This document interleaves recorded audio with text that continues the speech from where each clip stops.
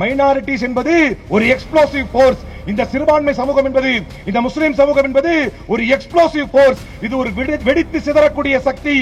அவற்றை கொண்டு போய் நீங்க அதுல கொண்டு போய் கை வைத்து அதுல உங்களுடைய கைகளை நுழைத்து நீங்கள் சோதித்து பார்ப்பீர்களே, ஆனால் இது ஒட்டுமொத்த தேசத்தினுடைய ஃபேப்ரிக்கையே எரித்து தள்ளிவிடும் என்று எச்சரிக்கிறேன் என்று சொன்னார் புரட்சியாளர் அம்பேத்கர்.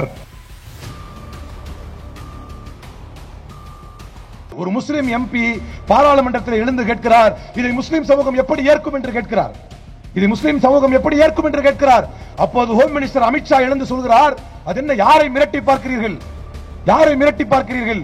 அமித்ஷா கேட்கிறார், யாரை மிரட்டி பார்க்கிறீர்கள்?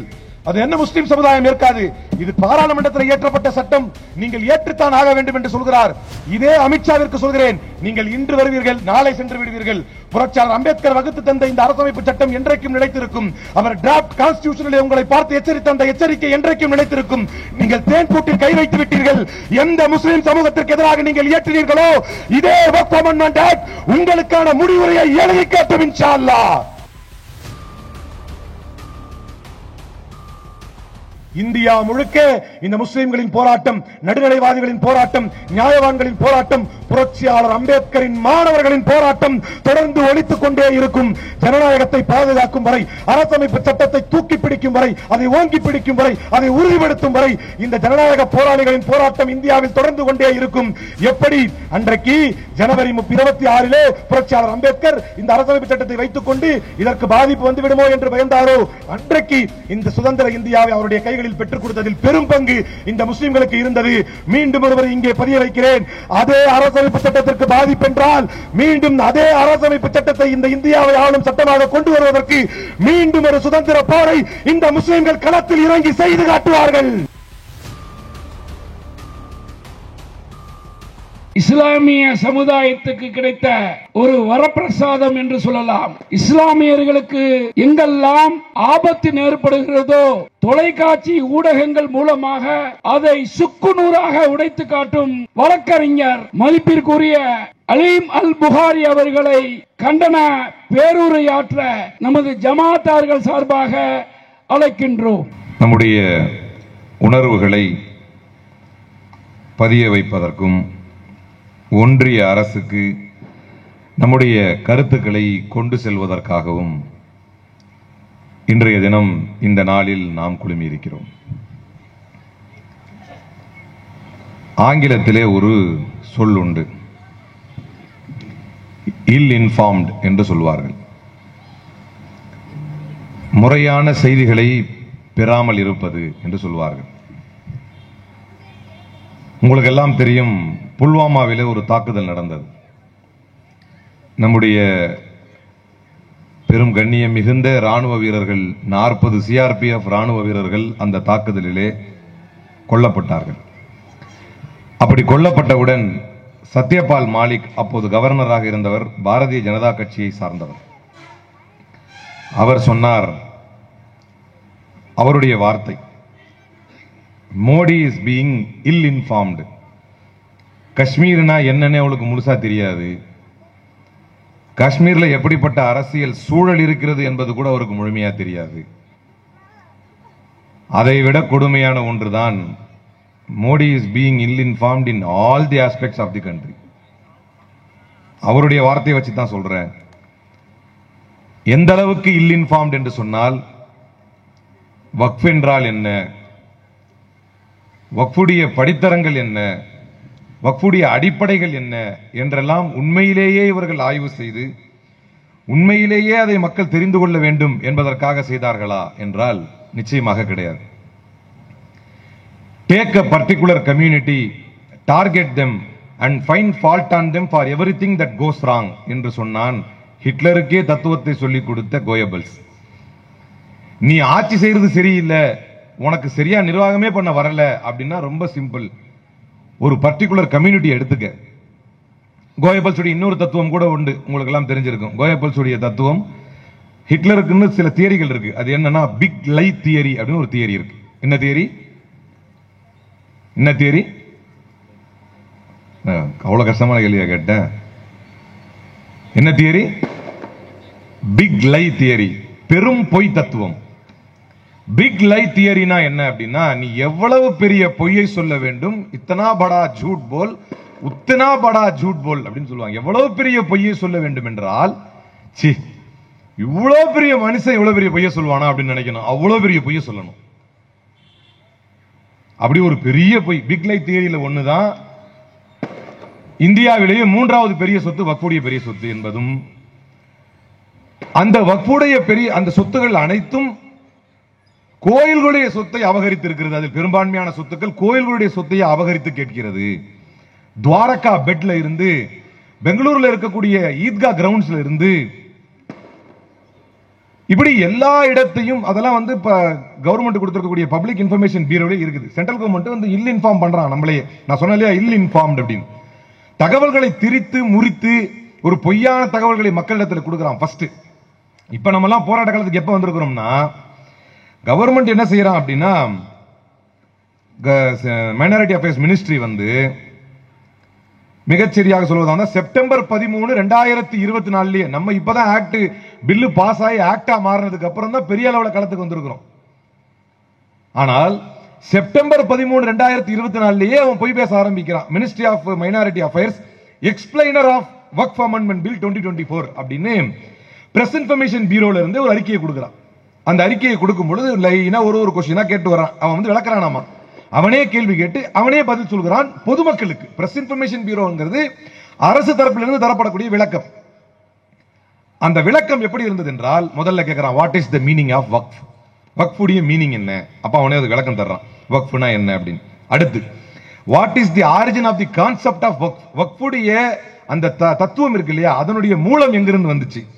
மூணாவது, what are the key legislative changes, இதுக்கு முன்னால் இருக்கக்கூடிய மாற்றங்கள் என்ன, வக்ஃப் ஆக்ட் 1995 என்ன, வக்ஃப் ஆக்ட் 2013 என்ன, வக்ஃப் ரிப்பீல் பில் 2022 என்ன, அப்படிலாம் கொண்டு வந்துட்டு நாலாவது ஒரு கொஸ்டின் நம்பர் 4, ஆர் தி வக்ஃப் ப்ராப்பர்ட்டிஸ் ரிவோக்கபிள், வக்ஃப் வந்து திரும்பி பெற முடியுமா. அவனே கேள்வி கேட்கிறான். உடனே ஒரு பதில், no, since the ownership of the property is transferred to Allah from the Waqf in the Waqif in the case of Waqf the property cannot be taken back. இத சொன்ன உடனே முஸ்லிம் அல்லாதவருடைய மனசுல என்ன தோணுது அப்படின்னா, ஐயோ இது என்னப்பா இது கொடூரமா இருக்கு, ஒருவேளை தப்புன்னு சொன்னா கூட அதை என்ன திரும்ப ரிவோக் பண்ண முடியாதாமே. நம்ம அதை ரிவோக் பண்ண முடியாதுன்னு சொல்ற மீனிங் வேற, ஒருத்தர் கொடுத்துட்டு அதை திருப்பி வாங்க முடியாது, அது அல்லாஹ்க்காக ஒன்ஸ் வக்ஃப் இஸ் ஆல்வேஸ் வக்ஃப் அப்படி நம்ம சொல்ற மீனிங் வேற, அவன் சொல்லி கொடுத்துட்டு இருக்கிற மீனிங் வேற. இல்ல இன்ஃபார்ம் பண்றான் பொதுமக்கள்கிட்ட கொண்டு போய். செப்டம்பர் 13 கவர்மெண்ட் கொஞ்சம் கொஞ்சமா அந்த பிக் லை தியரியை, take a particular community, target them and find fault on them for everything that goes wrong. ஒரு குறிப்பிட்ட சமூகத்தை எடுத்துக்கொள், எது தவறாக நடந்தாலும் அவரை டார்கெட் பண்ணி வச்சுக்க, அவனை டார்கெட் பண்ணி கிளியரா வச்சுக்க. find fault on them for everything that goes wrong. எது தவறாக நடந்தாலும் இவன் தான் காரணம்னு சொல்லு, இவன் தான் காரணம். எந்த அளவுக்குன்னா, இமந்தா பிஸ்வா சர்மான்னு ஒரு சிஎம் இருக்கிறான் அசாம்ல. அந்த சிஎம் சொல்றான், ஏண்டா காய்கறி விலை அதிகமாயிருச்சு அசாம்லன்னு கேட்டா, பங்களாதேஷ் உள்ள போகிற முஸ்லிம்களாலதான் காய்கறி விலை அதிகமாயிருச்சு. இந்த ஒரு தத்துவம் அறிவியல் பூர்வமான இந்த விளக்கத்தை கேட்டு மண்டையை சுத்திருச்சு. பங்களாதேஷ்ல இருந்து உள்ள போற முஸ்லீம், அவங்க உள்ள போந்தானே வச்சுக்க ஒரு பேச்சுக்கு, உள்ள போகிற இன்ஃபில்ட்ரேட்டர்ஸ் முஸ்லிம்களாலதான் காய்கறி விலை ஏறிடுச்சுங்கிறான். இது இன்னைக்கு நேத்து அவங்களுடைய திட்டம் அல்ல. உலகத்தில் எங்கெல்லாம் சர்வாதிகாரிகள் இருந்திருக்கிறார்களோ, எனக்கு முன்னர் பேசிய ஹஜ்ரத் சொன்ன மாதிரி, உலகத்தில் எந்த சர்வாதிகாரியாக இருந்தாலும் வரலாற்றில் எந்த எண்டிங்கையும் பார்த்தோம்ல, அதே ஹிட்லர் சில 10 ஆண்டுகளுக்கு மேலாக தன்னால் ஆட்சி செய்ய முடியாமல் தன்னுடைய ஆட்சியை, அதிகாரத்தை தன்னுடைய கைகளுக்குள் வைத்து எவ்வளவு கட்டுப்பாடோடு இந்த ஆட்சியை நடத்தி இருந்தாலும், ஒரு குறிப்பிட்ட யூத சமூகத்தை இவர்கள் தான் அனைத்திற்கும், எந்த தவறுக்கும் இவர்கள் தான் காரணம், நான் சரியாக ஆட்சி பண்ணிட்டு இருக்கிறேன் என்று தொடர்ந்து தன்னுடைய ஜெர்மானியிலே தொடர்ந்து பொய்யை உரைத்து ஒரு குறிப்பிட்ட சிறுபான்மை சமூகத்தை தொடர்ந்து தாக்குதலுக்குள்ளாக்கி தன்னுடைய ஆட்சியினுடைய கையாளாகத்தனத்தை மறைத்து மறைத்து வைத்து எவ்வளவு பொடுபோக்கு, எவ்வளவு ஒரு மோசமான ஒரு ஆட்சியை செய்திருந்தாலும், கடைசியில் அந்த ஹிட்லரின் முடிவு தன்னுடைய துப்பாக்கியால் தானே சுட்டுக்கொண்டு செத்து போகும் முடிவைத்தான் வரலாறு அவனுக்கு எழுதியது என்பதை நீங்கள் மறந்துவிடக் கூடாது. அவன் தான் அந்த பிக் லை தியரியை கொண்டு வந்தான், அவன் தான் கோயபல்ஸுடைய தத்துவத்தை கொண்டு வந்தான். உதாரணத்துக்கு இன்னைக்கு என்ன நடக்குது அப்படின்னா, அந்த பிக் லை தியரிக்கு ஒரு உதாரணம் சொல்லலாம் அப்படின்னா, ஒரு ஊர்ல ஒரு 4 இளைஞர்கள் உட்கார்ந்துருந்தான். அந்த 4 இளைஞர்கள், ஒரு அண்ணாச்சி இருந்து அப்பதான் இறங்குறாரு, ஊர்ல இருந்து ஒரு ஆடை கூட்டிட்டு வந்து இறங்குறாரு, ஒரு ஆடை எடுத்துக்கிட்டு வந்து இறங்குறாரு. இறங்கின உடனே இந்த 4 பேர் பேசிக்கிறான், இப்ப பாரு இந்த அண்ணாச்சி எப்படி கலாய்க்கணும். இதுதான் வந்து பிக் லை தியரிக்கு மிகச்சரியான உதாரணம். அப்ப அந்த அண்ணாச்சி ஆடை எடுத்துட்டு வர்றாரு. வந்த உடனே ஆளு போய் அந்த அண்ணாச்சி கிட்ட சொல்றான், இல்ல நான் பாத்துக்கலாம் அப்படின்னு ஃபர்ஸ்ட் ஆள் போறான். போய், அண்ணாச்சி வணக்கம், எப்படி இருக்கீங்க? வணக்கம்ப்பா, நல்லா இருக்கும்பா. என்ன அண்ணாச்சி நாயை வாங்கிட்டு வந்திருக்கீங்க, என்ன கதை அப்படின்னா. நாயா? இது ஆடுப்பா, என்ன கண்ணுக்குன்னு தெரியலையா உனக்கு? இப்பப்பா அப்படி இல்ல அண்ணாச்சி, நல்லா பாருங்க, கண்ணை திறந்து பாருங்க, இது நாய் அப்படின்னா. இது நாய் இல்லப்பா, இது ஆடு அப்படி. இல்ல இல்ல நல்லா பாருங்க, உங்களை யாரோ ஏமாத்திட்டாங்க, இது நாய். ஆனா போப்பா அப்படி இப்படின்னு பேசிட்டு வெறுத்து போய் போற மாதிரி அவன் போயிட்டான். அப்ப ரெண்டாவது ஒரு ஆள் வந்தான்.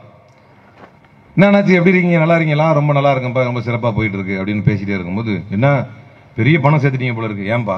இல்ல பாதுகாப்புக்கு நாயெல்லாம் கூட்டு வந்திருக்கீங்களே அப்படின்னு. இது நாய் இல்லப்பா, இது ஆடு, சொன்னா கேள்வி அப்படி இப்படின்னு பேசிட்டே இருந்து போயிட்டான். மூணாவது ஒருத்த வந்தான். அதுக்கப்புறம் மூணாவது ஒருத்த வந்து கொஞ்சம் நேரம் பேசணும். என்னாச்சு, எப்படி இருக்கீங்க? ஊருக்கு போனீங்க பொழுது வந்துட்டீங்க போல இருக்கு அப்படி இப்படின்னு பேசிட்டே இருந்து அப்புறம் லாஸ்டா கேட்டா, என்னாச்சு நாய் எதுக்கு திடீர்னு வாக்கிங் எதுவும் போறீங்களா அப்படின்னு கேட்டான். வாக்கிங் போறேன்னா தம்பி, ஆடு எடுத்துட்டு போய் பயன்படுத்த போறேன், கறிக்கு யூஸ் பண்ண போறேன்.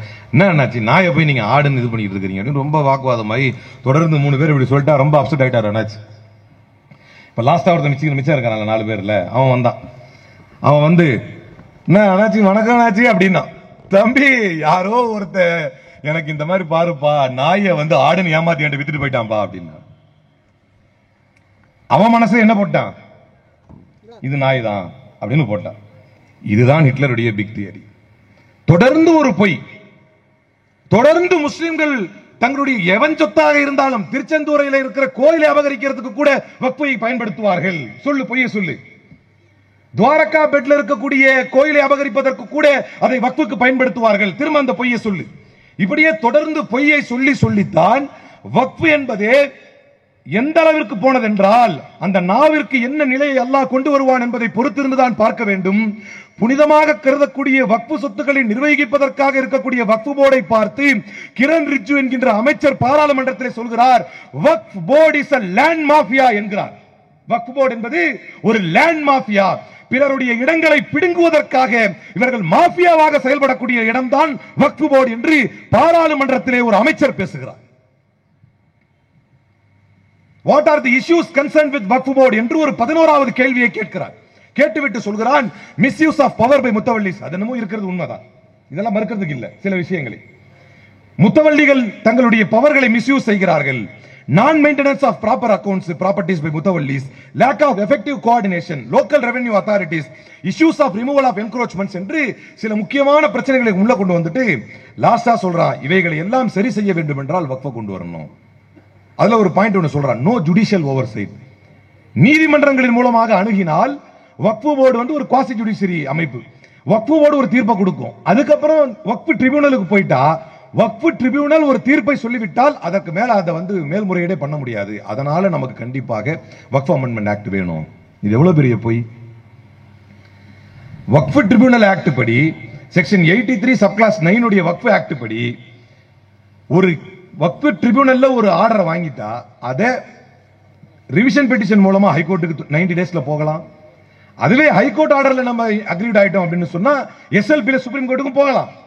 ஆனால் ஒரு பொய்யை மறைத்து மக்கள் மன்றத்திலே ஒரு உண்மையை போல கொண்டு வந்து, இதெல்லாம் கவர்மெண்ட் அறிக்கையில் இருந்த இந்த பொய்கள் ஒன்றன் பின் ஒன்றாக பொய்களை மட்டுமே சொல்லி சொல்லி சொல்லி கொண்டு வர. அதுக்கப்புறம் சொல்றா, அன்கான்ஸ்டிடியூஷனல் வேலிடிட்டி ஆஃப் வக்ஃப். அரசே சொல்கிறது, வக்ஃப் ஆக்டினுடைய அரசமைப்பு சட்டத்திற்கு எதிரான இந்த வேலிடிட்டியை உடைப்பதற்காகத்தான் இந்த வக்ஃப் ஆக்டை கொண்டு வந்திருக்கோம். இன்னைக்கு எது அன்கான்ஸ்டிடியூஷன் என்பதை உச்சநீதிமன்றமே சொல்லி இருக்கிறது. ஒரே கேள்வி உச்சநீதிமன்ற தலைமை நீதிபதி கேட்டார், ஏன் உங்களுடைய கோயில்களிலே, திருப்பதி தேவஸ்தானத்திலே, இந்த அறநிலையத்துறையிலே ஒரு முஸ்லிமை கொண்டு வருவீர்களா என்று நீதிபதி மிக தெளிவாக கேட்டு, இதுக்கு ஆன்டி கான்ஸ்டிடியூஷன் என்பதால் மட்டுமே இதை இப்போதைக்கு இன்டரிம் ஸ்டே கொடுத்து தடுத்து நிறுத்தி வைத்திருக்கிறார். இப்படி எல்லாம் இருக்கும் பொழுது எனக்கு ஒன்று நினைவுக்கு வருகிறது. இந்தியாவின் அரசமைப்பு சட்டத்தை பற்றி புரட்சியாளர் அம்பேத்கர் டிராஃப்ட் கான்ஸ்டிடியூஷனிலே பேசுகிறார். இந்த இடத்தில் இதை பதிய வைக்க ஆசைப்படுகிறார். அதனால தான் அதில் சொல்லும்போது ரொம்ப மெய்சிலிர்த்தேன். இந்த மண்ணில் முஸ்லிம் சமூகம் அரசியல் ரீதியாக ஒருவருக்கு நன்றி கடன் பட்டிருக்கிறது என்று சொன்னால் அது புரட்சியாளர் அம்பேத்கர் என்பதை இந்த சமூகம் மறந்துவிடக் கூடாது. நவம்பர் 4 1948 புரட்சியாளர் அம்பேத்கர் பேசுகிறார். தெளிவாக குறித்து வைத்துக் கொள்ள வேண்டும், முஸ்லிம் அல்லாதவர்கள், பொதுமக்கள் இஸ்லாமியர்கள் மீது நடத்தப்படக்கூடிய வன்முறையை பார்த்து ரசிக்கக்கூடிய ஒரு மனோபாங்கை ஏற்படுத்தி வைத்திருக்கக்கூடிய இந்த காலகட்டத்தில் 1948 1950 ஜனவரி 26 புரட்சியாளர் அம்பேத்கர் பேசுறார். எனக்கு அப்படியே ஆச்சரியமா இருந்தது. நம்ம முஸ்லீமா இருந்தா வேற மாதிரி சொல்லி ஆச்சரியப்பட்டிருப்போம். எப்படா இவர் தெரிஞ்சது, ஒரு இறைநேசரா இருந்திருப்பார் போல இருக்கு. ஆனால் அவர் முஸ்லீம் அல்லாத ஒரு அம்பேத்கர் சொல்கிறார், ஜனவரி 26 1950 சொல்லி காட்டுகிறார், இந்த இந்தியா மீண்டும் ஒருமுறை தன்னுடைய சுதந்திரத்தை இழக்கும். எப்போது இழக்கும் என்று சொன்னால், எப்போது அரசியலமைப்பு சட்டத்துக்கு எதிராக இந்த மக்கள் செல்கிறார்களோ அன்றைக்கும். என்றைக்கு ஜான் ஸ்டூவர்ட் மில்லுடைய கருத்தின்படி சொல்கிறேன், என்றைக்கு when they lay their liberties at the feet of even the great men, எவ்வளவு சிறந்த மனிதனாக இருந்தாலும் அவனுடைய கால்களிடத்திலே கொண்டு போய் இந்த தேசத்தினுடைய சுதந்திரத்தை வைக்கும் பொழுது அன்றைக்கு இந்த இந்தியா மீண்டும் தன்னுடைய சுதந்திரத்தை இழந்து சர்வாதிகாரத்தை நோக்கி சென்றுவிடும் என்று பயப்படுகிறேன் என்று 1950 சொன்னார். இன்றைக்கு அதே நடந்து கொண்டிருக்கிறது. அதே அம்பேத்கர் 1948 நவம்பர் 4 சொன்னார், speaking for myself, I have no doubt that the Constituent Assembly has done wisely in providing such a safeguard for minorities it has done. சிறுபான்மை சமூகத்திற்கு இந்த அரசமைப்பு சட்டம் என்ன செய்திருக்கிறது என்பதை நான் பெருமையோடு நினைவு கூறுவேன். To die hards, அன்றைக்கே இருந்த ஹார்ட்கோர் பீப்பிள், RSS மக்களை பார்த்து அம்பேத்கர் சொன்னார். அன்றைக்கு இருந்த RSS காரர்களை பார்த்து சொன்னார், who have developed a kind of fanatism against minority protection. நேற்றைய தினம் வேலூர்ல குடியாத்தத்திலே கண்டன ஆர்ப்பாட்டத்தில் கலந்து கொண்டேன். நான் கொஞ்சம் யோசிச்சேன். ஆனா அந்த ஊர் மக்கள் எப்படி எவ்வளவு உறுதியாக இருந்தார்கள் என்று சொன்னால், சிறியான மலை அசர் 4:50 அங்க தொழுதுட்டு வர சிறியான மலை 5 மணிக்கு ஆர்ப்பாட்டம் அப்படின்னு சொன்னிருந்தாங்க. நம்ம கார்ல நின்றுட்டா அந்த ஊர் மக்கள் எல்லாரும் அந்த டோரை பிடிச்சி திறந்து தர நம்மளை இழுத்துட்டு போற மாதிரி கொற்ற மலையில கொண்டு போய் பேசினதா ஆக்சுவலா தொண்டையை கட்டிச்சு. மழையில் நினைய கொற்ற மலையில பேசணும்.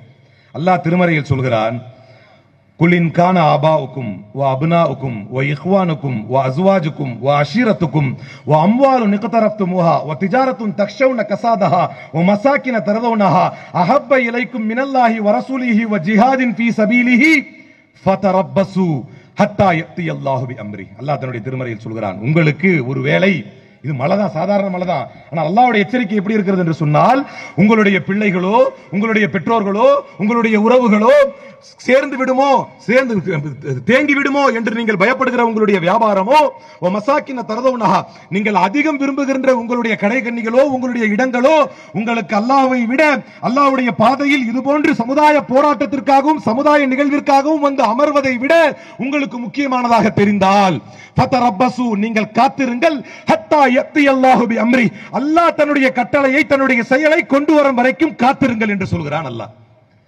எத்தனையோ போராட்டங்களை நபி ஸல்லல்லாஹு அலைஹி வஸல்லம் காலத்து போர்களில் ஒரு போருக்கு பேர் தாத்துர் ரிகா, துண்டு துணி யுத்தம். அதற்கு காரணம், அந்த போருக்கு அந்த பெயர் வருவதற்கு காரணம், துணியை கட்டிக்கொண்டு தன்னுடைய கால்களில் துணியை கட்டிக்கொண்டு இந்த மார்க்கத்திற்காக இந்த மார்க்கத்தின் உரிமைகளுக்காக இந்த மார்க்கத்தை பிரச்சாரம் செய்வதற்காக சுடுமணலிலே பாலைவனங்களிலே தன்னுடைய கால்களில் துண்டு துணியை கட்டிக்கொண்டு சென்றதனால் அந்த போருக்கு துண்டு துணி யுத்தம் என்று பெயர் வந்தது.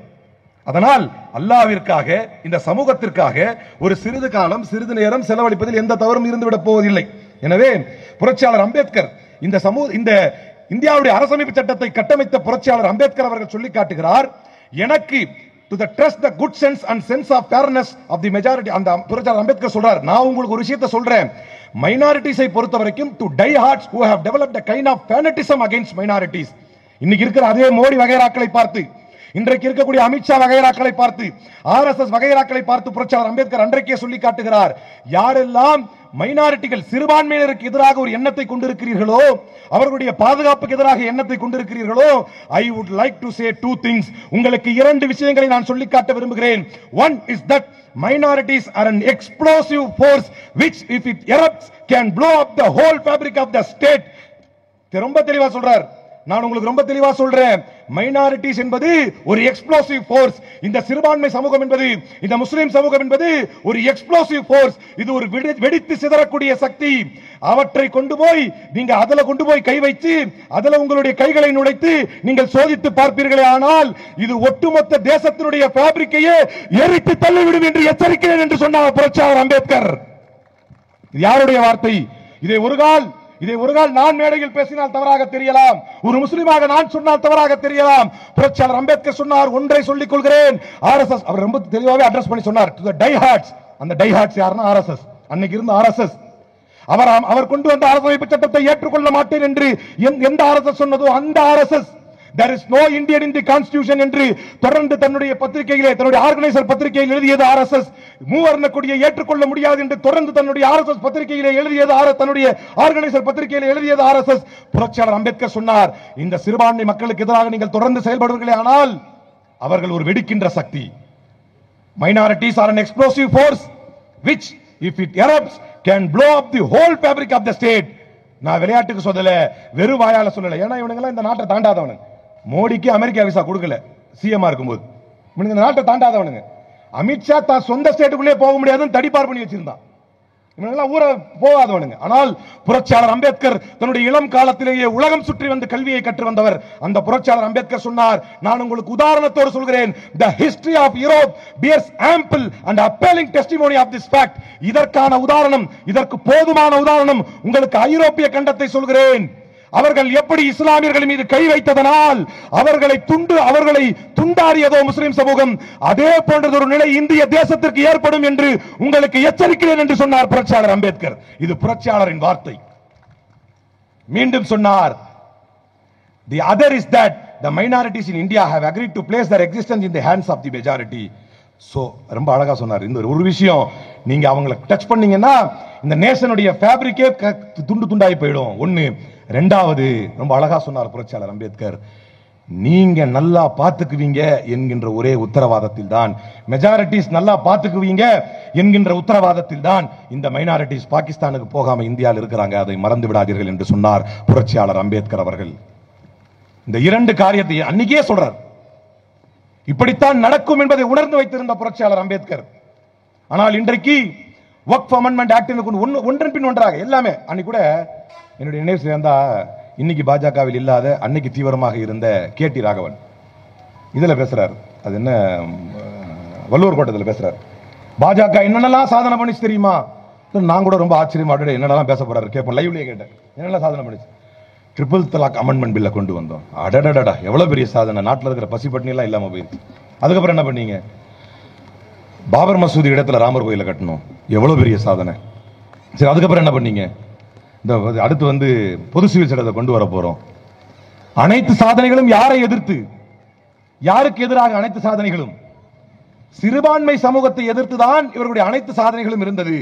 அதைத்தான் அன்றைக்கே சர்தார் வல்லபாய் பட்டேல் சொல்லி காட்டினார். சிறுபான்மை சமூகத்தை மையப்படுத்தி நீங்கள் செய்யக்கூடிய சாதனைகள் என்பது அவைகள் சாதனை அல்ல என்று அன்றைக்கே வல்லபாய் பட்டேல் தன்னுடைய உரையிலே சொல்லி காட்டினார்.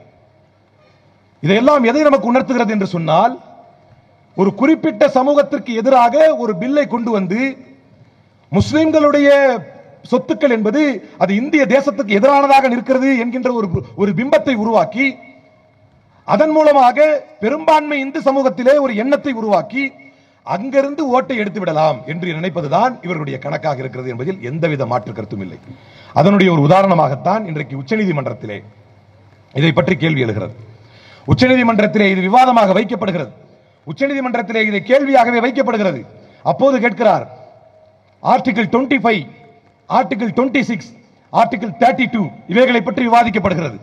ஆர்டிகிள் 25 இந்தியாவின் அரசமைப்பு சட்டம், புரட்சியாளர் அம்பேத்கர் வகுத்து தந்த அரசமைப்பு சட்டம் அற்புதமாக சொல்கிறது, every single citizen of India has got the right to profess, practice, propagate his own religion. இந்தியாவின் அரசமைப்பு சட்டம் சொல்கிறது, தனக்கு பிடித்த மார்க்கத்தை ஏற்பதற்கும் அதை நடைமுறைப்படுத்துவதற்கும் அதை பிரச்சாரம் செய்வதற்கும் இந்தியாவின் அரசமைப்பு சட்டம் உறுதியை தருகிறது. என்றால் நான் இந்த வக்ஃப் அமெண்ட்மெண்ட் பில் படி 5 வருஷம் ஒருத்த முஸ்லீமாக இருந்தால் தான் எந்த சொத்தையும் அவன் வக்ஃபாக தர முடியும் என்றால், என்னைக்கு நான் முஸ்லீம் ஆயிட்டனோ அன்னைக்கே எனக்கு தொழுகை கடமையாவதை போல, எனக்கு நன்மையான காரியங்களுக்கு நன்மை கிடைப்பதை போல நான் உடனடியாக நான் வந்து வக்ஃபும் பண்ணலாம். ஆனால் நீ குறைந்தது 5 ஆண்டு காலங்கள் முஸ்லீமாக பிராக்டிஸ் பண்ணணும்னா இதை யார் சர்டிஃபை பண்ணுவாங்க? It is a direct war that has been waged against the constitution, the constitutional liberties that has been ensured in the constitution by the rebellion leader, by the revolutionary leader B.R. Ambedkar. புரட்சியாளர் அம்பேத்கரால் தரப்பட்ட இந்த அரசமைப்பு சட்டத்தின் மூலமாக கிடைத்த உரிமைகளின் மீது தொடுக்கப்பட்ட மிகப்பெரிய போர் இது. அதனால் தான் உச்சநீதிமன்றம் கேட்டுச்சு, அங்க திமிரு பிடிச்சு போய் என்ன கேட்கறான் அப்படின்னா உச்சநீதிமன்றத்தில், இல்ல அப்படி வந்து ஒரு மதத்தினுடைய நிர்வாகத்தில் இன்னொரு மதம் போக கூடாது அப்படின்னு சொன்னா நீங்க கூட தான் இந்த வக்ஃப் ஆக்ட பத்தி விசாரிக்க கூடாது அப்படிங்கிறான். எவ்வளவு பெரிய வன்மம்! ஏன்னா நீங்க ஹிந்து, வக்ஃப்ங்கிறது முஸ்லீம்களுடைய சட்டம், நீங்க ஒரு இந்துவா இருந்து நீங்க கூட தான் விசாரிக்க முடியாது. அப்ப கேட்டார் நீதிபதி, வாட் அப்படின்னு கேட்டார். நீதிபதி கேட்டார், என்னது, நாங்க இந்த இடத்திற்கு வரும் பொழுது எங்களுடைய மதத்தை, எங்களுடைய அடையாளத்தை, எங்களுடைய மொழியை அத்தனையும் துறந்து வைத்து விட்டு தான் இந்த இடத்துக்கு வர்றோம் அப்படின்னு சொன்னார். அதுலதான் நீங்க வக்ஃப் ஆக்ட் நீங்க கவனிக்கணும். இந்த வக்ஃப் அமெண்ட்மென்ட் ஆக்ட் ஒரு முக்கியமான கூற கவனிக்கணும். என்ன சொல்றான்னா, இதற்கு முன்னால் வக்ஃப் ட்ரிபியூனல்ல லா எக்ஸ்பர்ட்டாக ஒரு முஸ்லிம் இருக்கிறார், இப்ப ஒரு நான் முஸ்லிம் தான் இருக்கணும் அப்படிங்கிறார். ஒரு ஜட்ஜி வந்து முஸ்லிம், அப்ப ஒரு நீதிபதியை இவர் முஸ்லிம் நீதிபதி, இவர் முஸ்லிம் அல்லாத நீதிபதி என்று அவரை நீதிபதியாக பார்க்காமல் அவருடைய மத ரீதியாக பார்க்கிறது இந்த வக்ஃப் அமெண்ட்மென்ட் பில். இது அரசமைப்பு சட்டத்துக்கு எதிரானது. அதை எதிர்த்து களமாட வேண்டியது நம்முடைய கடமை. அப்பதான் வந்து ஒரு எம்பி பேசுறான், நிஷிகாந்த் தூபே பேசுறான். எவ்வளவு பெரிய வார்த்தை! இதை ஒரு முஸ்லிம் பேசியிருக்க முடியுமா? என்ன பேசுறான் Nishikant Dubey? Supreme Court is responsible for inciting religious violence in the country. குறிப்பா சஞ்சீவ் கண்ணா, உச்சநீதிமன்ற தலைமை நீதிபதி தான் இந்தியாவில் மத வன்முறைகள் நடப்பதற்கு காரணம் என்கிறான். ஆனால் இவர்கள் நம்மை சொல்கிறார்கள், ஆஹா முஸ்லிம்கள் தான் வந்து நீதிமன்றத்தை மதிக்க மாட்டாங்க. ஒன்றை சொல்கிறேன், வரலாற்று பூர்வமாக ஒன்றை மேற்கோள் காட்ட விரும்புகிறேன். 1940களிலே பாபர் மசூதிக்குள்ளாக வந்து சிலைகள் வைக்கப்பட்ட போது நிம்மதியாக தொழுதுவிட்டு சென்று விட்ட முஸ்லிம்களுக்கு பின்னால், அங்கு சிலைகள் வைக்கப்பட்டதற்கு பின்னால் சட்டத்தை, நீதியை, நியாயத்தை மதிக்கக்கூடிய முஸ்லிம்கள் என்ன செய்தார்கள்? காவல்துறையிடம் சென்றார்கள், நீதிமன்றம் சென்றார்கள், நீதியை நிலைநாட்டும் நீதிமன்றம் என்று நம்பினார்கள். ஒரு நாளிலே ஒரு நாள் நமக்கான நீதி கிடைக்கும், இந்த மசூதி திறக்கப்படும் என்று நம்பினார்கள். ஆனால் கீழமை நீதிமன்றம் என்ன செய்தது? பூட்டப்பட்ட பள்ளிவாசலை திறங்கள் என்று உத்தரவு தந்தது. இதற்காக யூசி பாண்டே போட்ட வழக்கிலே எம்சி பாண்டே என்கின்ற நீதிபதி ராமர் கனவில் வந்து பூஜை புனஸ்காரம் செய்ய வேண்டும் என்று சொல்லி இருக்கிறார். அதனால் மசூதியை திறங்கள் என்று முஸ்லிம்களுடைய மசூதியை திறப்பதற்கு நீதிமன்றம் கட்டளையிட்ட போதும் நீதியின் மீதும் நியாயத்தின் மீதும் நம்பிக்கை வைத்து இந்த முஸ்லிம் சமூகம் அமைதி காத்தது. இந்த முஸ்லிம் சமூகம் அமைதி காத்தது. அதற்கு பின்னால் கீழமை நீதிமன்றங்கள் முஸ்லிம் சமூகத்தினுடைய நீதியை காலுக்கு கீழாக போட்டு மிதித்தது. அதற்கு பின்னால் உயர் நீதிமன்றம் சென்றோம். நியாயத்தின் மீதும் நம்பிக்கையின் மீதும் நீதியின் மீதும் நம்பிக்கை வைத்து உயர் நீதிமன்றம் சென்றது முஸ்லிம் சமூகம். முஸ்லிம் அல்லாத மக்களுக்கும் வக்ஃப் அமெண்ட்மென்ட் பில் மூலமாக முஸ்லிம்கள் ஏதோ இந்த நாட்டில் இருக்கும் சொத்துக்களை அபகரிக்க வந்த கைவர்கள் என்பது போன்ற காட்சியை உருவாக்கக்கூடியவர்களுக்கு மீதும் நீதிமன்றத்தின் மீது நம்பிக்கை இல்லா தன்மையை உண்டாக்குகின்ற நிஷிகாந்த் தூபே போன்ற மக்களை பின்பற்றுபவர்களுக்கும் இந்த உதாரணத்தை சொல்லி காட்ட விரும்புகிறேன். உயிரினும் மேலாக மதிக்கக்கூடிய முஸ்லிம்கள் உயிரினும் மேலாக மதிக்கக்கூடிய மஸ்ஜிதுகளில் ஒரு மஸ்ஜிதாக இருக்கக்கூடிய பாபர் மஸ்ஜிதை உயர் நீதிமன்றம் சொன்னது, காத்திருந்தோம், பொறுமையாக காத்திருந்தோம், தீர்ப்பு வரும், எங்களுக்கே சாதகமான தீர்ப்பு வரும் என்று காத்திருந்தோம். உயர் நீதிமன்றம் சொன்னது, இடித்தவனுக்கு 2 பங்கு, இடிபட்டவனுக்கு 1 பங்கு என்றது. அப்போதும் நீதியின் மீதும் நியாயத்தின் மீதும் தீர்ப்பின் மீதும் நம்பிக்கை வைத்த இந்த முஸ்லிம் சமூகம் பொறுமை காத்தது, உச்ச நீதிமன்றத்தில் நீதி கிடைக்கும் என்று. எங்களை பார்த்தா சொல்கிறீர்கள், சட்டத்திற்கு புறம்பாக செல்பவர்கள், பிறர் இடத்தை அபகரிப்பவர்கள், பிறர் இடத்துக்காக ஆசைப்படுவர்கள் என்று எங்களை பார்த்தா சொல்கிறீர்கள். எங்களுக்கு சொந்தமான இடத்தை எங்கள் கண்களுக்கு முன்னால் நீங்கள் இடித்து விட்ட போதும் கூட நாங்கள் பொறுமை காத்து அமைதி காத்து சட்டம் தன்னுடைய கடமையை செய்யும், நீதி நிலைநாட்டப்படும் என்று பொறுமை காத்தோம். உச்ச நீதிமன்றம் சென்றது. உச்ச நீதிமன்றம் என்ன சொன்னது? அது எல்லாத்துக்கும் ஒரு படி மேல போய் என்ன சொல்லுச்சு? உனக்கு வேணா 5 ஏக்கர் வேற இடத்துல தர்றேன், இடிக்கப்பட்ட இடத்தில் ராமர் கோயில் தான் கட்டப்படும் என்று அதற்கு முன்னரே டிஸ்க்ளைமர் போட்டான். தீர்ப்பு வரப்போகுது, இந்த தீர்ப்பை ஆதரித்தும் யாரும் வரக்கூடாது, இந்த தீர்ப்பை எதிர்த்தும் யாரும் ரோட்டுக்கு வரக்கூடாது அப்படின்னு டிஸ்க்ளைமர் பண்ணிட்டான். ஆனால் அன்னைக்கு காலகட்டத்தில் சுப்ஹானல்லாஹ், நான் எல்லா மேடைகளிலும் சொல்வது உண்டு, அன்றைக்கு காலகட்டத்தில் தமிழ்நாடே ஏன் அவ்வளவு ஏன் இந்தியாவே அமைதியாக இருந்தபோது இந்த தீர்ப்பு ஒரு கட்ட பஞ்சாயத்து தீர்ப்பு என்று சொன்ன ஒரே முதுகெலும்புள்ள தமிழனாக இன்றைக்கு இருக்கக்கூடிய விடுதலை சிறுத்தைகளின் கட்சி தலைவர் திருமாவளவன் அவர்கள் மட்டும்தான்.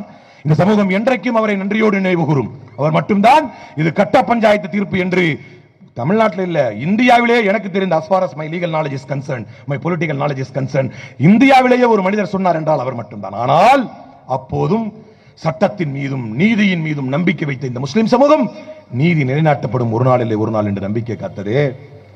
எங்களை பார்த்தா சட்டத்துக்கு புறம்பாக இவர்கள் இருக்கின்ற இடங்களை எல்லாம் அபகரித்து விடுவார்கள் என்று அந்த பிரஸ் இன்ஃபர்மேஷன் பியூரோல சொல்றான். எல்லா நாடுகளிலும் வக்ஃப் இருக்கிறதா? எல்லா நாட்டிலும் முஸ்லிம் நாடுகளில் வக்ஃப் இருக்கிறதா? இல்லை. துருக்கியில இல்ல, லெபனான்ல இல்ல, ஈரான்ல இல்ல. பிரஸ் இன்ஃபர்மேஷன் பியூரோ செப்டம்பர் 14, 2024 அரசு கொடுத்த அறிக்கை பொய்யான அறிக்கை. அத சொல்றான், எல்லா நாட்டிலும் வக்ஃப் இல்ல, வக்ஃப் போர்டு இல்ல. எவ்வளவு பெரிய ஜமுக்காலத்தில் வடிகட்டிய போய். ஏன்னா வக்ஃப் போர்டு இல்ல, உசாரத்துல் அவுகாஃப்னு வக்ஃப் மினிஸ்ட்ரியா இருக்கு அந்த அரபு நாடுகள்ல. இங்கேயாவது பள்ளிவாசல் மோதினாருக்கு, பள்ளிவாசல் இமாம்களுக்கெல்லாம் துயரமான நிலை. உங்க ஊர்ல இருக்காது, ஒருவேளை சண்டைக்கு வந்துட போறீங்க நிர்வாகிகள், ஜமாத் நிர்வாகிகள். நான் சொல்றது பொதுவா வந்து துயரமான நிலை இருக்கு. ஆனால் எங்கெல்லாம் அவுகாஃப் மினிஸ்ட்ரிக்கு கீழே ஒர்க் பண்றாங்களோ அங்கெல்லாம் பள்ளிவாசல் இமாம்களும் மோதினார்களும் கவர்மெண்ட் சர்வெண்ட், அவர்களுக்கு அரசே சம்பளத்தை கொடுக்கும். ஆனால் ஒரு அரசு திட்டமிட்டு பொய்யை சொல்கிறது, திட்டமிட்டு முஸ்லிம்களின் மீது ஒரு பொய் பரப்புரையை நிகழ்த்துகிறது.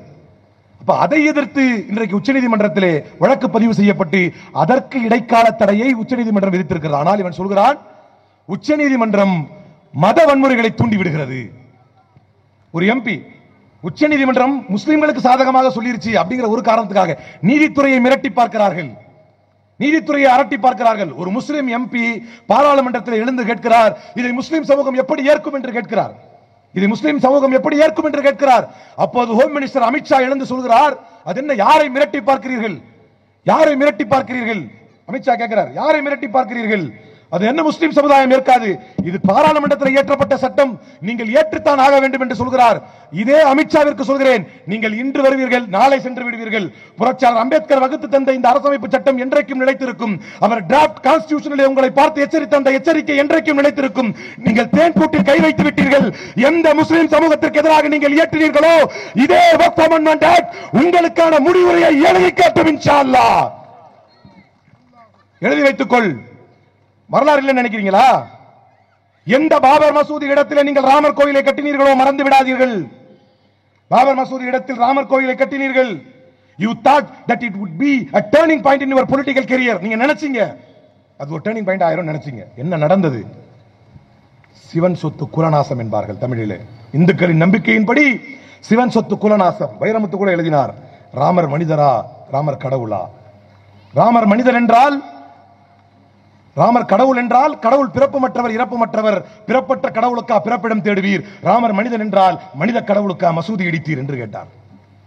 ஆனால் இன்றைக்கு மனிதம் கொன்று, மதங்கள் கொண்டு, மனிதம் கொன்று மக்களிடத்திலே வந்த ஒரு மாக்கள் கூட்டம் வந்தது. அண்ணன் தம்பியாய் வாழ்ந்து வந்த ஒரு வாழும் வேளும் ஏந்தினர். மனிதம் கொன்று இன்றைக்கு அதன் மீது, அந்த பிணங்களின் மீது அரசியல் செய்யும் ஒரு மாக்கள் கூட்டம் இன்றைக்கு வந்து நிற்கிறது. நீங்க போய் ராமர் கோயிலை கட்டினீங்க, அவர் யாரு, சங்கராச்சாரியார், அவிமுக்தேஸ்வர் ஆனந்த் அப்படிங்கிற சங்கராச்சாரியார். உங்க கொடூரத்தை, ஏன்னா இந்த வக்ஃப் அமெண்ட்மென்ட் ஆக்ட் மட்டும் பர்டிகுலரா நான் ஏன் சொல்றேன் அப்படின்னா, அது ராமர் கோயில் விவகாரமாக இருந்தாலும், ட்ரிபிள் தலாக் அமெண்ட்மென்ட் பில்லாக இருந்தாலும், இதற்கு முன்னர் பொது சிவில் சட்டம் சகர்ந்த விவாதங்களாக இருந்தாலும், என்ன பிரச்சனையாக இருந்தாலும் இதற்கு முன்னர் முஸ்லிம்கள் தான் போராடி கத்திக் கொண்டிருந்தார்கள். ஆனால் இந்த முறைதான் ஒரு சில நல்ல நடுநிலைவாதிகள் ரொம்ப சிலரா இருப்பாங்க. ஆனால் இந்த முறை வக்ஃப் அமெண்ட்மென்ட் பில்லுக்கு எதிராக நீதிமன்ற கதவுகளை தட்டியவர்கள், நியாய குரலை எழுப்பியவர்கள் 195% இந்த தேசத்தின் ஜனநாயகத்தின் மீதும் அரசமைப்பு சட்டத்தின் மீதும் நம்பிக்கை வைத்துள்ள முஸ்லிம் அல்லாதவர்கள் என்பதை நீங்கள் இந்த இடத்திலே பதிய வைத்துக் கொள்ள வேண்டும். அது விடுதலை சிறுத்தைகள் கட்சியை போல, டிஎம்சியின் மௌவா மொய்த்ராவை போல, ஏன் தமிழக வெற்றி கழகத்தின் விஜய் அவர்களைப் போல, நம்முடைய தமிழ்நாட்டின் முதலமைச்சர், நம்முடைய தமிழகத்தை ஆளக்கூடிய திமுகவை போல முஸ்லிம் அல்லாதவர்கள் இன்றைக்கு வந்திருக்கிறாங்கன்னா இதுல நீங்க டர்னிங் பாயிண்ட் தெரிஞ்சுக்கணும். ராமர் கோயில் இடிக்கப்பட்டு, பாபர் மசூதி இடிக்கப்பட்டு, அந்த இடத்தில் ராமர் கோயில் கட்டப்பட்டு நீங்கள் அரசியல் ரீதியாக நினைத்தீர்கள் this is going to be a turning point in our political career என்று. உண்மையிலேயே டர்னிங் பாயிண்டா தான் இருந்தது. அது எப்படின்னா அட்வர்ஸா இருந்துச்சு. ஒரு தொகுதியில் கூட நீங்கள் வெற்றி பெறவில்லை, ஒரு தொகுதியில் கூட. உங்களுக்கு எல்லாம் ஒரு உதாரணம் சொல்லி காட்ட ஆசைப்படுகிறேன். நீங்க என்னதான் பைத்துல் முகத்தஸ் எடுத்துக்கிட்டாலும், உங்க வரலாறு உலகப்பூர்வமான உதாரணம் பாருங்க. பைத்துல் முகத்தஸ் எடுத்துக்கங்க. 1000 தான் அடாவடி இஸ்ரேல் பண்ணாலும் அவன் கொஞ்சம் வேதத்தை படிச்சவன், அவனுக்கு தெரியும் என்ன செய்யணும் என்ன செய்யக்கூடாதுன்னு. சீரியஸ்லி, ஏன்னா வேதத்தை படிச்சவன் ரொம்ப தெளிவா இருப்பான். அல்லாஹ் குர்ஆன்ல கூட சொல்றான் பாருங்க, தங்களுடைய பிள்ளைங்களை எப்படி தெளிவா தெரியுமோ அந்த அளவுக்கு உங்களுக்கு தெரியும் நீங்க தான் நபின்னு அப்படின்னு சொல்றான் அல்லாஹ் குர்ஆன்ல. அந்த அளவுக்கு தெளிவு இருக்கு. அதனால பாருங்க, பைத்துல் முகத்தஸை தன்னுடைய கட்டுப்பாட்டிற்குள், டெல் அவீவ் கட்டுப்பாட்டுக்குள் வைத்திருக்கும் இஸ்ரேல் கூட அந்த பைத்துல் முகத்தஸை இடிக்க வேண்டும் என்றோ, அதை முழுமையாக எங்களுக்கு தான் சொந்தம் என்று சொந்தம் கொண்டாடவில்லை. ஏன்னா தெரியும் அந்த மாதிரி புனித இடத்தை பண்ணா என்ன ஆகும், அதோடைய பின்விளைவுன்னு தெரியும். தொழுகிறவங்களுக்கு டிஸ்டர்ப் பண்றான், உள்ள வரக்கூடிய விசிட்டர்ஸுக்கு தொந்தரவு கொடுக்குறான். ஆனா அவன் அதை இடிக்கவோ, அதை முழுமையாக எங்களுக்கு சொந்தம் என்று சொந்தம் கொண்டாடவோ இல்லை. இதுவரைக்கும் விசிட்டர்ஸ் அலோவ் பண்ணிட்டு தான் இருக்கிறான். ஆனால் நீங்கள் ஒரு கட்டத்திற்கு மேலாக போய் ஒரு புனித பள்ளியை இடித்து அந்த இடத்திலே கோவிலை கட்டியதை ராமரே ஏற்கவில்லை என்பதைத்தான் கடந்த பாராளுமன்ற முடிவுகள் காட்டியது. அதை சுற்றி ஒரு தொகுதியில் கூட நீங்கள் வெற்றி பெறவில்லை. இன்றைக்கு அதாவது ஒரு பொது சொத்து, ராமர் கோவில் என்பது, பாபர் மசூதி என்பது ஒரு பொது சொத்து.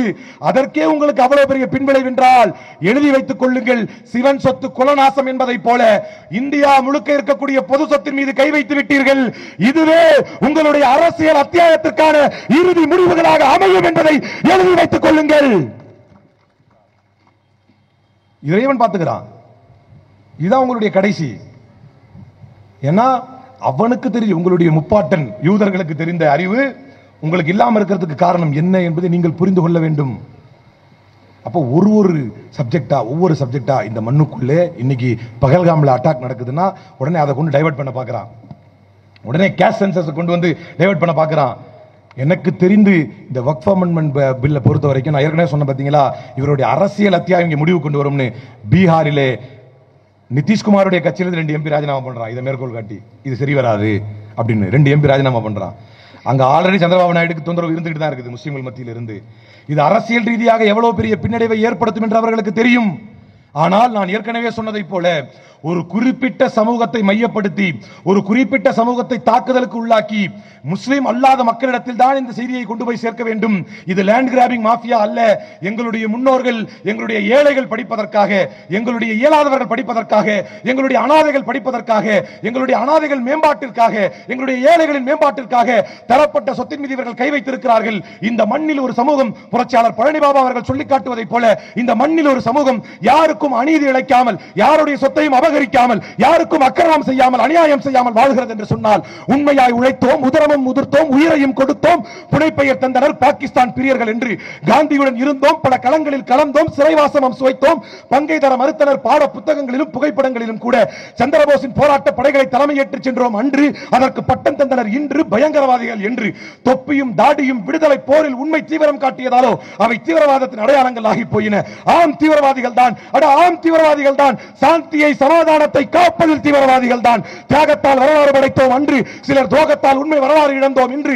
வெள்ளையனுக்கு விசுவாசமாக இருந்து நாட்டு மக்களுக்கு நம்பிக்கை துரோகம் இழைத்து ஒதுங்கி வாழ்ந்த ஓநாய்களும் பதுங்கி வாழ்ந்த பச்சோந்திகளும் பட்டங்களிலும் பதவி பல்லக்கிலும் விவசாயம் இருந்து பள்ளிளிக்க அடிமைத்தலை அகற்ற அயராமல் உழைத்தவனும் விடுதலை போரில் வீரமரணம் அடைந்தவனும் இருட்டு அறையில் குருட்டு பூனை இல்லாத ஒன்றை தேடுவதைப் போல இரவின் வாயிலில் விடியலை எதிர்பார்த்து ஓலை குடிசையில் ஒட்டிய வயிற்றுடன் முன்னாள் மண்ணின் மைந்தர்களின் இந்நாள் வாரிசுகள் இந்த முஸ்லிம்கள்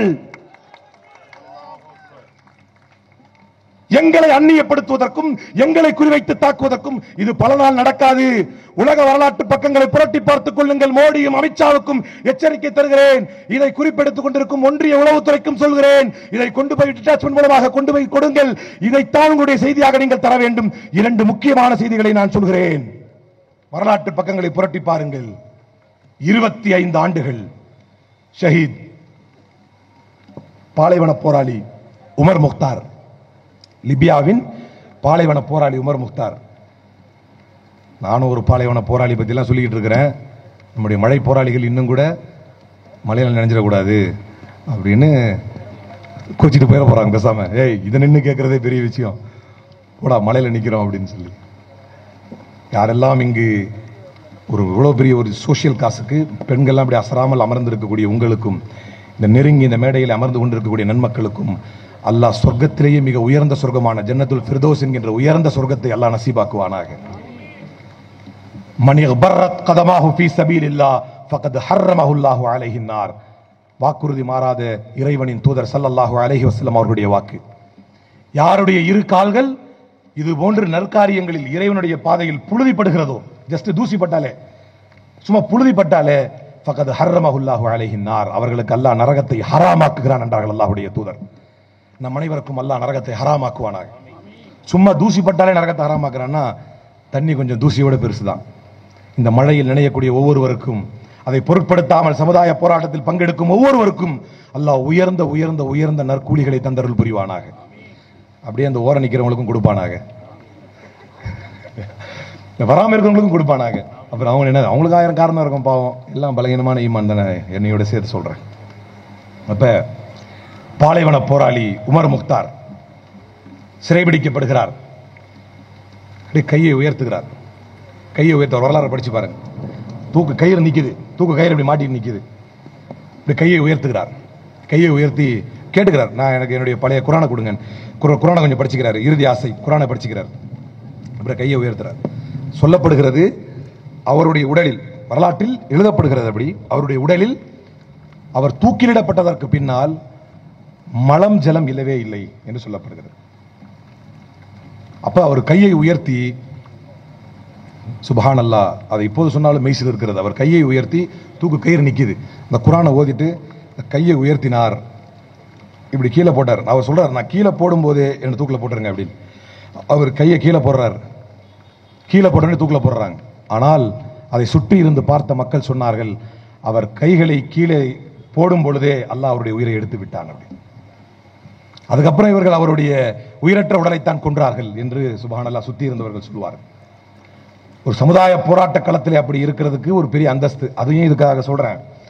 அவரையே தூக்கிலிட்டவன் முசோலினி, அவரையே தூக்கிலிட்டவன் முசோலினி. முசோலினியுடைய நண்பன் கிராசியானி. அந்த கிராசியானி லிபியாவில் ஜெனரலா இருந்தான்.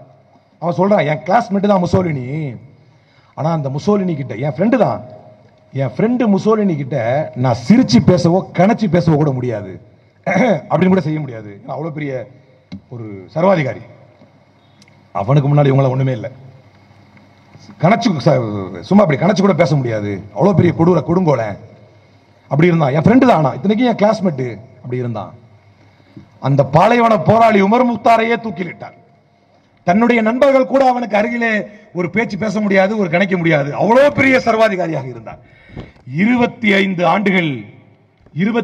ஆண்டுகள் இத்தாலியை தன்னுடைய இரும்பு கரம் கொண்டு ஆண்டான். அவனுக்கும் முடிவை இறைவன் வைத்தான் என்பதை இந்த இடத்திலே பதிய வைத்துக் கொள்ள விரும்புகிறேன்.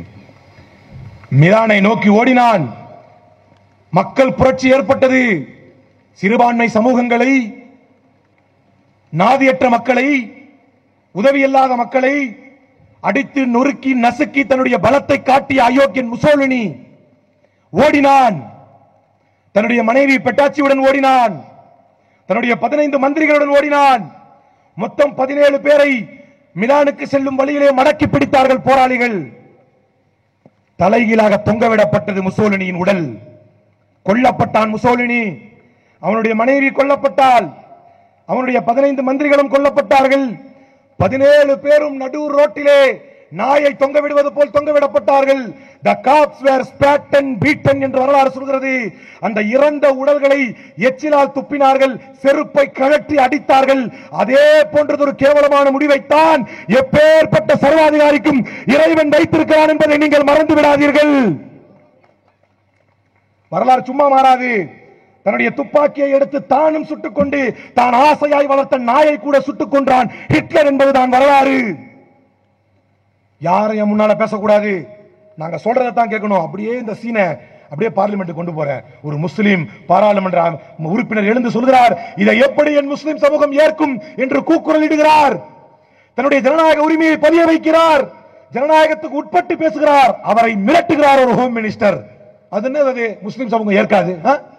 இதெல்லாம் பாராளுமன்ற சட்டம், இதை ஏற்றுத்தான் ஆக வேண்டும் என்றீர்களே. அதே பாராளுமன்ற சட்டத்தை நாக்கை பிடுங்குவது போல் உச்சநீதிமன்றம் கேள்வி கேட்டது, எங்க கொண்டு போய் வச்சுக்கிட்டோம் மூஞ்ச? அதுதான் இந்த வக்ஃப் அமெண்ட்மென்ட் பில்லுக்கு எதிராக உச்சநீதிமன்றத்தினுடைய வாதங்கள் இவை எப்படி சட்டத்துக்கு புறம்பானவை என்பதை நிரூபித்திருக்கிறது. அதை டீநோட்டிஃபை பண்ணணும், ஒரு கலெக்டர் வரணும், ஒரு கலெக்டருக்கு வக்ஃப் போர்டு சேர்மனுக்கு நிகரான அந்தஸ்தை கொடுக்கணும். ஒரு கலெக்டர் வந்து எப்படி இதுக்கு முன்னால வக்ஃப் போர்டு முடிவு செய்யுமோ, இப்ப ஒரு முஸ்லிம் அல்லாத கலெக்டர் வந்து இது முஸ்லிமுடைய இடமா இல்லையா? எனக்கு தான் நான் அடிக்கடி ஒரு உதாரணம் சொன்னேன். இன்னைக்கு அன்டிலா என்று இருக்கக்கூடிய அம்பானியுடைய இடம், அந்த வழக்கு இப்ப சமீபத்தில் 1982 இருந்து வழக்கு போய்கிட்டு இருக்கு. 1982 இருந்து அன்டிலாவுடைய வழக்கு போய்கிட்டு இருக்கு. கரீம்பாய் அப்படின்னு ஒரு ட்ரஸ்ட், கரீம்பாய் ட்ரஸ்ட் வந்து நல்ல காரியங்களுக்காக கொடுத்த வக்ஃப் பண்ண ஒரு இடத்தை முஸ்லிம்களுடைய எஜுகேஷன் அண்ட் மெடிக்கல் எய்டுக்காக தரப்பட்ட இடம். அது 1982 தரப்பட்ட இடம். அந்த இடத்தை கரீம்பாய் ட்ரஸ்ட்ல கொடுத்த இடத்தை உள்ள இருந்துகிட்டே ஒரு கமிஷனர் என்ன பண்றான், முஸ்லீம், இத்தனைக்கு முஸ்லீம், அவன் என்ன பண்றான், அது அம்பானிக்கு 21 crores நினைவு சரியா இருந்தா கொடுத்துறான், 21 கோடி நினைக்கிறேன், அப்ப கொடுத்துறான். அங்க ஸ்கொயர் ஃபீட்டே 1.5 லட்சம் போகுது. ஒரு ஸ்கொயர் ஃபீட்டே அப்ப அதுக்கப்புறம் அது அம்பானி வாங்கி பல ஆயிரம் கோடிக்கு டெவலப் பண்ணி பயங்கரமா கட்டாப்புல கேஸ் போய்கிட்டு இருக்கு. இன்னைக்கும் கேஸ் போய்கிட்டு இருக்கு. ஆக்ஷன் டேக்கன் ரிப்போர்ட் மகாராஷ்டிராவுடைய சட்டமன்றத்திலே இன்றைய முதல்வர் அன்றைக்கு முதல்வர் தேவேந்திர பட்னாவிஸ் ஆக்ஷன் டேக்கன் ரிப்போர்ட்டை பதிவு செய்கிறார், ஏடிஆரை பதிவு செய்கிறார். வக்ஃப் சொத்து வக்ஃபுக்கு தான் இருக்கும் என்று உறுதிப்படுத்துகிறார். இன்னைக்கு வக்ஃப் அமெண்ட்மென்ட் பில் வந்துருச்சுல, வக்ஃப் அமெண்ட்மென்ட் ஆக்ட் வந்துருச்சுல. இன்றைக்கு நேர்மையான கலெக்டரை போக சொல்லுங்க, துரிதமா நடவடிக்கை எடுக்க முடியும்ல, துரிதமா நடவடிக்கை எடுக்க முடியும்ல. வக்ஃப் சொத்துக்கள் பறிபோச்சுனா எடுக்க முடியும்ல, அப்படித்தானே சொல்றீங்க. முஸ்லிம்களுடைய சொத்து பறிபோச்சு, அதை உடனே மீட்க முடியும். முஸ்லிம்களுடைய மிகப்பெரிய சொத்தாக கரீம்பாய் ட்ரஸ்டின் மூலமாக தரப்பட்ட சொத்தை வக்ஃப் போர்டில் இருக்கக்கூடிய சில கருங்காலிகளின் மூலமாக அம்பானி பெற்றுவிட்டார் என்று நீதிமன்றத்திலே வழக்கு இருக்கிறது, சட்டமன்றத்திலே ஆக்ஷன் டேக்கன் ரிப்போர்ட் இருக்கிறது. அதை இன்றைய முதலமைச்சர் பட்னாவிஸே அதை ஏற்றுக்கொண்டிருக்கிறார். எனவே நீ தில்லும் தெம்பும் பிராணியும் நீ ஆண்மகன் தான், நீ உப்பிட்டு சாப்பிடுபவன் தான் என்றால் அம்பானியின் வீட்டை இடித்து காட்டுகிறாரா அயோக்கியர்களே? முடியுமா? முடியுமா? நீங்க எங்க திரும்பினாலும் இந்த சட்டம் உங்களுக்கு எதிராகத்தான் இருக்கும். அப்ப சொல்றான் இதை டீநோட்டிஃபை பண்ண முடியாது ஒரு கலெக்டரால. இப்ப சொல்றா லைக் சுப்ரீம் கோர்ட்ல வந்து இல்ல இல்ல உடனே அப்படி நாங்க வேணா ஸ்டாப் பண்ணிக்கிறோம், நாங்களே அஃபிடவிட் ஃபைல் பண்ணிடுறோம், இந்த மாதிரி ஒன்ஸ் வக்ஃப் பை யூசரை வந்து நாங்க இப்போதைக்கு ஸ்டாப் பண்ண மாட்டோம் என்று தானே முன் வந்து இதை ஏற்றுக்கொள்கிறான். ஆனால் இன்றைக்கு லாஸ்ட் பட் நாட் லீஸ்ட் 2 செய்தியை சொல்லி முடித்துக் கொள்ள ஆசைப்படுகிறேன். வக்ஃப் அமெண்ட்மென்ட் ஆக்ட் மட்டுமல்ல, இந்தியாவில் இருக்கக்கூடிய பல்வேறு பள்ளிவாசலுடைய பிரச்சனைகள், இந்தியாவில் இருக்கக்கூடிய முஸ்லிம்களுடைய சட்டங்களின் மீது ஏற்படுத்தப்படக்கூடிய வன்முறைகள், நீங்க பாத்தீங்கன்னா முஸ்லீம் அல்லாத மக்களிடத்தில் நம்ம கேட்கக்கூடிய ஒரே கேள்வி 370 ஆர்டிகிள் ரிவோக் பண்றோம். ஏன்னா அதுக்கு காரணம் என்ன நினைக்கிறீங்க? காஷ்மீரிலே உள்ள பிரிவு 370 நீக்கியதற்கான காரணம் என்ன? யாருக்காவது ஐடியா இருக்கா? காஷ்மீரிலே உள்ள பிரிவு 370 நீக்கியதற்கான உண்மையான காரணம், இந்தியாவிலேயே ஒரு மாநிலத்தில் முஸ்லீம் ஒருவர் முதல்வராக முடியும் என்றால் அது காஷ்மீர் தான். தெளிவா எந்த தொந்தரவும் இல்லாம ஒரு முஸ்லிம் முதல்வராக முடியும்னா அது காஷ்மீர். இப்ப அதை 2 யூனியன் டெரிட்டரியா பிரிச்சு எப்படியாவது நம்முடைய அரசியல் பலத்தை காட்டி கொண்டு வரணும் அப்படின்னா 370 ஆர்டிகல் ரிவோக் பண்றான். அப்ப இவன் சொன்ன காரணம் என்ன அப்படின்னா, இந்த 370 ஆர்டிகல் ரிவோக் பண்ணிட்டா பாலாரும் தேனாருமா ஓடும், எந்த தாக்குதலும் நடக்காது என்றார்கள். இந்த பகல்காம்ல அட்டாக் இது நடந்துருச்சு. முஸ்லிம் அல்லாத என்னுடைய தொப்புள்குடி உறவுகளை உங்களை பார்த்து தான் கேட்கிறேன், நீங்கள் நியாயமாக கேட்க வேண்டிய கேள்வி, 370 ஆர்டிகலை ரிவோக் பண்ணிட்டா இந்த அஜித்துடைய திரைப்படம் ஒன்று வரும், அதுல அவர் போய் ஏறி உட்கார்ந்துட்டு ஒருத்தர் வந்து திருப்பிக்கிட்டே இருப்பான், ஆட்டோவே ஓடாது. டக்குன்னு போய் என்ன பண்ணுவாரு, இவர் போய் சைடு மிரர் இருக்கும், அந்த சைடு மிரரை திருப்பிட்டு ஓடும், உடனே போய் ஓடும். சைடு மிரரை திருப்பினா எப்படி ஆட்டோ ஓடும் என்பதை போல 370 ஆர்டிகலை ரிவோக் பண்ணா ஏற்கனவே இருக்கின்ற பிரச்சனைகளை விட அதிக பிரச்சனை வரும் என்று அனைத்து ஜனநாயக சக்திகளும் சொன்னார்கள். ஏன்னா ஹெவி மிலிட்டரைஸ் ஸ்டேட் அது. அப்ப அதையும் முஸ்லிம்களுக்கு எதிராக செய்தார்கள். மக்களுக்கு என்ன பலன் கிடைத்தது? தீவிரவாத தாக்குதல் தான் கிடைத்தது. அயோக்கிய பாகிஸ்தான் அப்பாவி மக்களை கொன்றது. என்ன மக்களுக்கு 3 தலாக் அமெண்ட்மென்ட் பில் வந்த உடனே முஸ்லிம் பெண்களுடைய வாழ்க்கையெல்லாம் சீரா தூக்கினார். என்ன நடந்துச்சு? அதுக்கப்புறம் ஒரு காமெடி ஒன்று பண்ணா, அதுவும் ஒரு ஜம்மு காலத்தை வடிகட்டின போய் முஸ்லிம் பெண்களுக்கு நாங்க பிரதிநிதித்துவம் கொடுக்கிறோம் அப்படின்னா, வக்ஃப் சென்ட்ரல் வக்ஃப் கவுன்சில்ல ஸ்டேட் வக்ஃப் போர்டுல முஸ்லிம் பெண்களுக்கு ஏற்கனவே இருக்கும் சட்டப்படியே சென்ட்ரல் வக்ஃப் கவுன்சில்லையும் ஸ்டேட் வக்ஃப் போர்டுலையும் 2 முஸ்லிம் பெண்கள் இருக்கிறார்கள். இப்ப நம்ம தான் இதை புதுசாக கொண்டு வந்த மாதிரி சொல்றான். எனவே இவைகள் அனைத்துமே வடிகட்டிய பொய்களாக, இந்தியாவின் அரசமைப்பு சட்டத்துக்கு எதிராக இருக்கக்கூடியவையாக, பொய்களை மட்டுமே சொல்லி முஸ்லிம் சமூகத்தை எப்படியாவது பாழாக்கி விடலாம் என்கின்ற அடிப்படையில் அமைந்துள்ளதாக இருப்பதனால் தான் இந்த வக்ஃப் அமெண்ட்மென்ட் பில்லை தன்னுடைய இறுதி மூச்சு உள்ளவரை இந்த முஸ்லிம் சமூகம் எதிர்த்துக் கொண்டிருக்கிறது. முஸ்லிம் சமூகத்தோடு சேர்த்து நடுநிலையை பேணக்கூடிய அனைவரும் நம்மை விட முனைப்பாக இதை எதிர்த்துக் கொண்டிருக்கிறார்கள். லாஸ்ட் பட் நாட் லீஸ்ட் ஒன்றை உறுதியாக சொல்லிக்கொள்ள விரும்புகிறேன். யூபியிலே சொன்னார்கள் பாபர் மசூதி அங்கதான் இடிக்கப்பட்டுச்சு. அங்க இடிக்கப்பட்ட உடனே, இடிக்கப்பட்டதும் முஸ்லிம்களுடைய இடம், இடிக்கப்பட்டதோர் இறை இல்லம், தகர்க்கப்பட்டதோர் வரலாற்று சின்னம், காற்றில் பறந்தது இந்தியாவின் மாடம், சதிகார சூழ்ச்சிக்கு இறை இல்லம் இரையாக இடந்து நின்ற முஸ்லிம்களிலேயே பல உயிர்கள் பலியாக, பாபர் மசூதி இடிப்பே ஜனநாயகம் மேல்படிந்த கரையாக, ஆட்சி கட்டிலும் சரியில்லை, அதிகார வர்க்கமும் பயனில்லை என நீதி கேட்டு சென்றவனை வீதிக்கு விரட்டியது பணநாயக நாட்டு மதநாயக மன்றங்கள். கலவரம் நடந்துச்சு, அப்பவும் கொல்லப்பட்டது முஸ்லிம்கள். மகாராஷ்டிரால சாம்னா பத்திரிகையில பால் தாக்கரே அப்ப எழுதினார், கலவரத்தை துவங்குங்கள் என்று ஓப்பனாக எழுதினார். முடிஞ்ச பிறகு நிறைய பேர் கொண்டாச்சு, ஸ்டாப் பண்ணுங்கன்னு ஓப்பனாக எழுதினார். எல்லா முஸ்லிம்களே செத்தாங்க. அதற்கு பின்னர் இன்றைக்கு அதே இடத்தில் ஞான்வாபி பள்ளிவாசல் அப்படின்னு ஒரு பள்ளிவாசலை கொண்டு வந்தான். அதுல வந்து பாதி பள்ளிவாசலை எடுத்துட்டு மீதி பள்ளிவாசலை இப்ப வக்ஃப் நடந்தது. இது சர்வே ரிப்போர்ட் நடந்துகிட்டு இருக்கு. அங்கேயும் பிரச்சனை வந்துச்சு. அப்போ முஸ்லிம்கள் தான் கைது செய்தார்கள். சிஏஏ போராட்டம் நடந்தபோது உத்தரப்பிரதேசத்திலே முஸ்லிம்கள் போராட்ட களத்திற்கு வந்தார்கள். முஸ்லிம்களையே சுட்டார்கள், முஸ்லிம்களையே கைது செய்தார்கள். அப்ரின் பாத்திமாவுடைய வீடை கூட இடித்தார்கள். போராட்டத்தில் கலந்து கொண்ட எல்லா முஸ்லிம்களுடைய வீடையும் இடித்தார்கள். இப்படிலாம் நடக்குது. யோகி ஆதித்யநாத்தும் நரேந்திர மோடியும் நினைத்தார்கள், அமித்ஷாவும் தான் கூட சேர்த்து தான் நினைத்தார்கள், இப்படிலாம் இருக்குது. அதனால இந்த ஷாயி ஈத்கா பள்ளிவாசல் இருக்குல்ல, சம்பால் பள்ளி, அதையும் கொஞ்சம் தொட்டு பார்ப்போம் அப்படின்னு கிட்ட போனாங்க. இவ்வளவு இழப்பையும் தொடர்ந்து யூபி மாநிலம் தான் தந்து வருகிறது. இவ்வளவு அழிச்சாட்டியத்தையும் அடக்குமுறையையும் யூபி தான் சந்தித்து வருகிறது. சரி, இந்த சம்பால் பள்ளி போய் கொஞ்சம் டச் பண்ணி பார்ப்போம் அப்படின்னு போனாங்க. மீண்டும் ஒரு சர்வேயா, மீண்டும் நம்ம ஞான்வாப்பியை இழந்த மாதிரி, பாபர் மசூதி இழந்த மாதிரி, ஞான்வாப்பி இழந்த மாதிரி சம்பாலை இழந்து விட போகிறோம் என்று ஒரு பெரும் முஸ்லிம் இளைஞர் சமூகம் திரண்டு வந்தது. அரச பயங்கரவாதத்திற்கு எதிராக தன்னுடைய நெஞ்சை பிளந்து காட்டியது. 4 முஸ்லிம்கள் ஷஹீதுகளானார்கள். அவர்களுடைய உடல்களின் மீது உறுதி செய்யப்பட்டது, இனி சம்பால் பள்ளிக்கு கீழே சர்வே நடக்காது என்பதை உச்சநீதிமன்றம் உறுதி செய்தது. இதே உணர்வோடுதான் இந்தியாவில் இருக்கும் அனைத்து முஸ்லிம்களும், உலகில் இருக்கும் அனைத்து முஸ்லிம்களும் இருக்கிறார்கள் என்பதைத்தான் இன்றைக்கு ஒன்றிய உளவுத்துறைக்கு சொல்லிக்கொள்ள விரும்புகிறேன். சிறைகள் என்ன, சிலுவைகள் என்ன, சிரச்சேதமே செய்தால் கூட சிரித்த முகத்துடன் ஏற்றுக்கொள்வோம். சீரியையின் மார்க்கத்தை விட்டும் சிராத்துல் முஸ்தகீமை விட்டும் சிறிதளவும் விலகிட மாட்டோம் என்பதை இந்த நேரத்தில் உறுதிப்பாடோடு தெரிவித்துக் கொள்கிறோம்.